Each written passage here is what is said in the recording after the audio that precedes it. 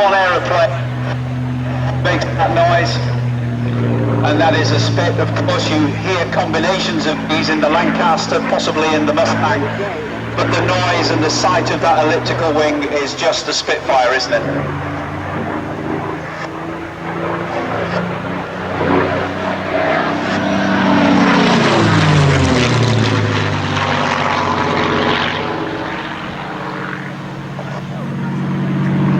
Well, they said, ladies and gentlemen, only a dying man could design an aeroplane as beautiful as this, and of course Rich Mitchell already had cancer before the aircraft came off the drawing board.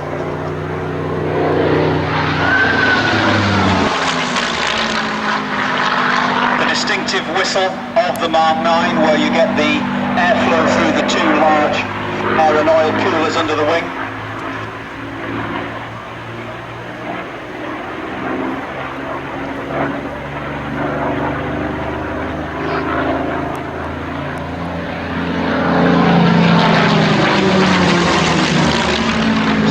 Set about 2300 RPM and about 2.5 inch. The supercharger boost, he won't touch that throughout the whole display. The difference in the engine note you can hear is just the different strains on the Merlin as Dan puts her through her paces. The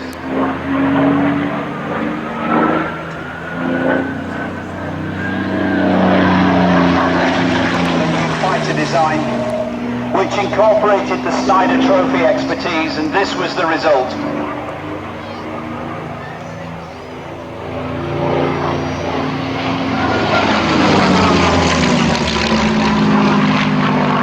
So, of course, the elliptical wings, those thin wings which required the armament to be spaced quite widely along the wing. But, of course, the turning ability, climbing ability of this aircraft is unsurpassed.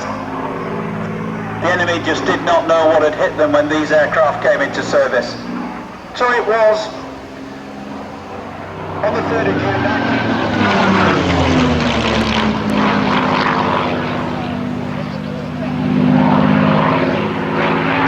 Beautiful pull-up, what a clover roll off the top.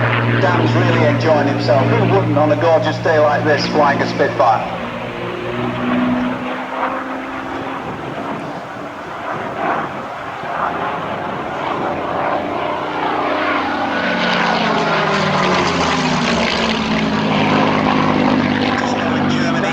Doing 1,200 hours on Harriers. The classic luxury roll, ladies and gentlemen. You've got to do one of those if you're flying a Spitfire, haven't you?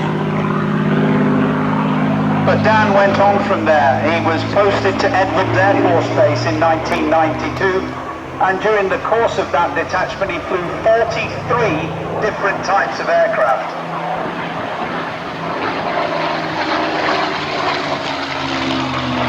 F-15s, 16s, F-18s, the C-5 Galaxy, the B-52 bomber. This guy has got a lot of hours under his belt.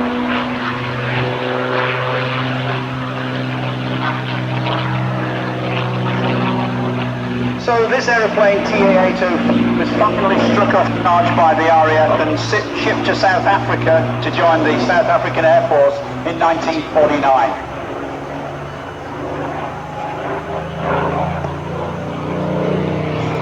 Until 1995, when the remains of the aircraft were found in a South African scrapyard, and a 10-year restoration program began for this aircraft, finally taking back to the air again in 2005.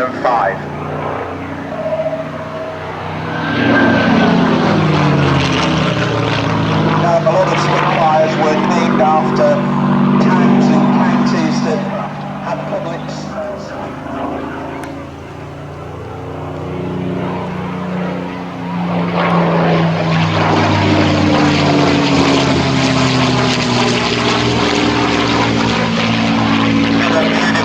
surface pass. I hope you photographers are getting some wonderful shots, and it's as if the weather knows that there's a Spitfire here, doesn't it?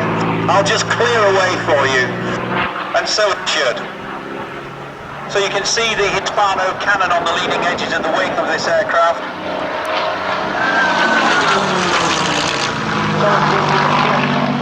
With the mixture of Browning 303 machine round cannon, and it would be the job of this aircraft to harass the enemy immediately after D-Day. So he's not touched that throttle, he has not touched that booster control all the way around the display.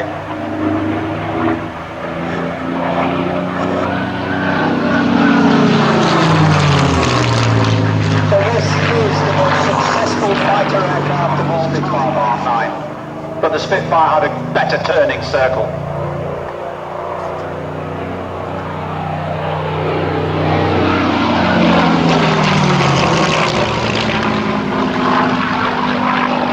Dan really enjoying himself today. And if you think that the air above this base crackled with the sounds of these aircraft day after day, week after week, in the years from 1943 to 1945, and they would often see these aircraft treetop height coming back from missions in France. Ladies and gentlemen, he walked off and takes TA-05 victory road at the end. Absolutely out of this world. Thanks, Dan. What a superb display. Absolutely out of this world.